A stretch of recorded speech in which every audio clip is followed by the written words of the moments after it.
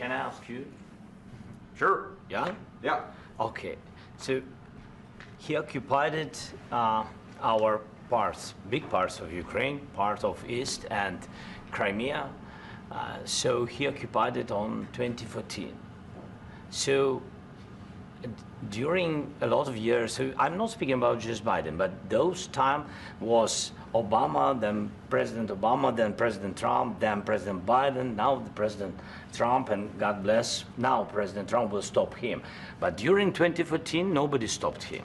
He just occupied and took. He killed people. You know what the contact 2015. 2014. 2014 and 2015. 2014. Yeah. So I was not here. Yeah, but that's exactly right. Yes, but during 2014 till 2022, yeah, the situation the same. The people have been dying on the contact line. Nobody stopped him. You know that we had conversations with him, a lot of conversation, my bilateral conversation, and we signed with him, me, like a new president. In 2019, I signed with him the deal. I signed with him, Macron and Merkel, we signed ceasefire. Ceasefire. All of them told me that he will never go. We signed him with gas contract. Yes, but after that, he broken this ceasefire. He killed our people and he didn't exchange prisoners. We signed the exchange of prisoners, but he didn't do it. What kind of diplomacy, JD, you are speaking about? What do you mean? I'm talking about the kind of diplomacy that's going to end the destruction of your country. Yes, but if you Mr. President, with respect, I think it's disrespectful for you to come into the Oval Office and try to litigate this in front of the American media. Right now, you guys are going around and forcing conscripts to the front lines because you have manpower problems. You should be thanking the President for trying to bring an end to this conflict. Have you ever been to Ukraine that you say what problems we have?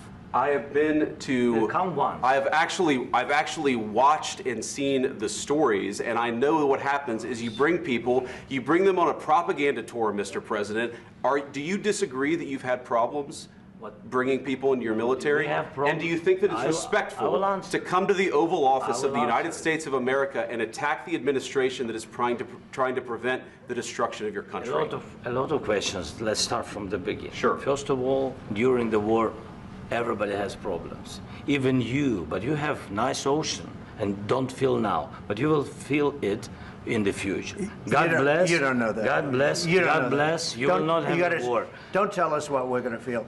We're trying to solve a problem. Don't tell us what we're going to feel. I'm not telling you. Because you're in no position to dictate that. That's Remember exactly this. You're in no position to dictate what we're going to feel. We're going to feel very good. You will feel influence. We're going to feel very good and very strong. You will feel influence. You're right now not in a very good position.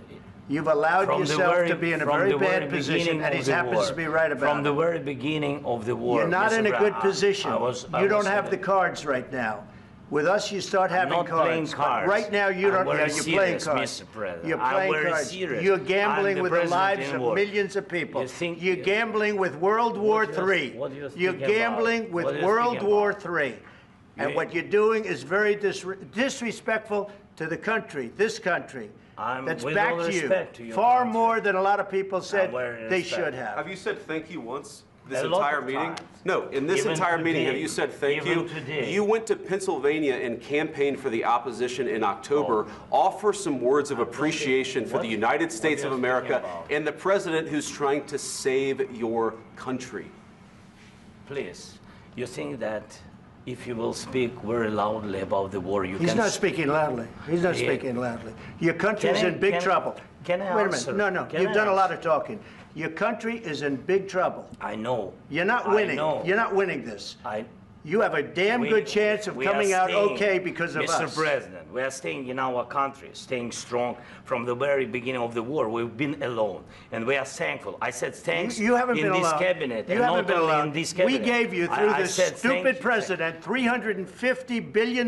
You voted we gave for you your military equipment, and your men are brave, but they had to use our military. Yes. What about if you didn't have our military equipment, you invited if me you to didn't have our military equipment, this war would have been over in 2 weeks. In 3 days, I heard it from Putin. In 3 days, this is something maybe new. less. In 2 weeks, of course, yes. It's going to be a very hard thing to do business like this. Again, I tell you. Just say thank you. I said a lot of times except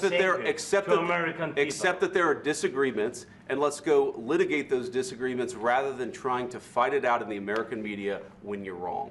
We know that you're wrong. But you see, I think it's good for the American people to see what's going on. I understand, sir. I think it's very important. That's why I kept this going so long. You have to be thankful. You don't have the cards. Thankful. You're buried there. Your people are dying. I can tell you you're again, running low on soldiers. Listen, please, you're running Mr. low President. on soldiers. It would be a damn good thing. Mr. And then you tell us, I don't want a ceasefire. I don't want a ceasefire. I want to go, and I want this. Look, if you could get a ceasefire right now, I tell you, you take it so the bullets stop flying and your men stop getting killed. Of course, we want to stop the war. But you're saying you don't want a ceasefire. But I said to you, I want a ceasefire. with guarantees. Because you'll get a ceasefire faster than an agreement. Ask our people about ceasefire, what they think. That wasn't with me. For you what, that wasn't with me.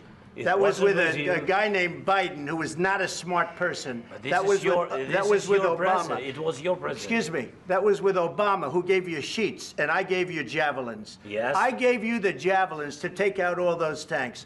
Obama gave you sheets. In fact, the statement is Obama gave sheets and Trump gave javelins. You got to be more thankful, because let me tell you, you don't have the cards. With us, you have the cards. But without us, you don't have any cards. One more question to Mr. Vice President. I'm sorry, here. It's going to be a tough deal to make, because the attitudes have to change. What if Russia breaks ceasefire? What if Russia breaks peace talks? What do you do then? I understand that it's a heated conversation right now. What are you saying? She's asking, what if Russia breaks the ceasefire? What if anything? What if a bomb drops on your head right now? Okay? What if they broke it? I don't know. They broke it with Biden because Biden, they didn't respect him. They didn't respect Obama. They respect me. Let me tell you, Putin went through a hell of a lot with me. He went through a phony witch hunt where they used him and Russia. Russia. You ever hear of that deal? That was a phony Hunter Biden, Joe Biden scam. Hillary Clinton, Shifty Adam Schiff. It was a Democrat scam. And he had to go through that. And he did go through it. We didn't end up in a war. And he went through it. He was accused of all that stuff. He had nothing to do with it. It came out of Hunter Biden's bathroom. It came out of Hunter Biden's bedroom. It was disgusting. And then they said, oh, the laptop from hell was made by Russia. The 51 agents. The whole thing was a scam. And he had to put up with that. He was being accused of all that stuff. All I can say is this. He might have broken deals with Obama and Bush, and he might have broken them with Biden. He did, maybe. Maybe he didn't. I don't know what happened. But he didn't break them with me. He wants to make a deal. I don't know if you can make a deal. The problem is I've empowered you to be a tough guy. And I don't think you'd be a tough guy without the United States. And your people are very brave. But you're either going to make a deal or we're out. And if we're out, you'll fight it out. I don't think it's going to be pretty, but you'll fight it out. But you don't have the cards. But once we sign that deal, you're in a much better position. But you're not acting at all thankful. And that's not a nice thing. I'll be honest, that's not a nice thing. All right, I think we've seen enough. What do you think? Huh? This is going to be great television, I will say that. All right. We'll see what we can do about putting it together. Thank you. Guys, let's go. Guys, come on, let's go.